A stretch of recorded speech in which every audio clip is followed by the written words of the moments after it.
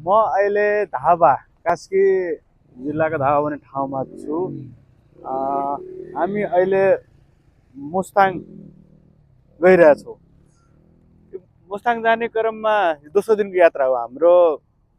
यो यात्राको जर्नीमा सिकाइ सेयर गरिरहँदा एउटा मेरो आजको सिकाइ, यो बाटोमा के हुँदो रहेछ भने पसलहरू त पाउँछन्, विभिन्न जति जति आवश्यकताको कुराहरू छ त्यो सबै कुराहरू पाउँछन्, तर के हुन्छ भने महँगो हुन्छ।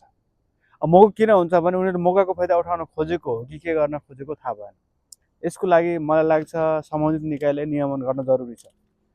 अब बिहान के भयो भने प्लास्टिक किन्नुपर्ने थियो, प्लास्टिक जुन 10-5 रुपियाँमा आउने 50 रुपियाँ लिनुभयो।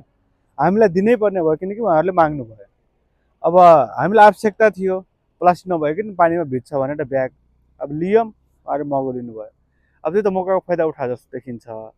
यसरी यसलाई अब कतै न कतै पर्यटनमा असर पर्छ कि अब अहिले समय घुम्नेको छ, घुमिरहेछौँ, आवश्यकता जस्तो किनिरहेछौँ, तर यसले गर्दा कतै न कतै असर परिरहेको हुन्छ किनकि बाहिरको पनि पर्यटकहरू वा घुम्ने मान्छेहरू आइरहन्छन्।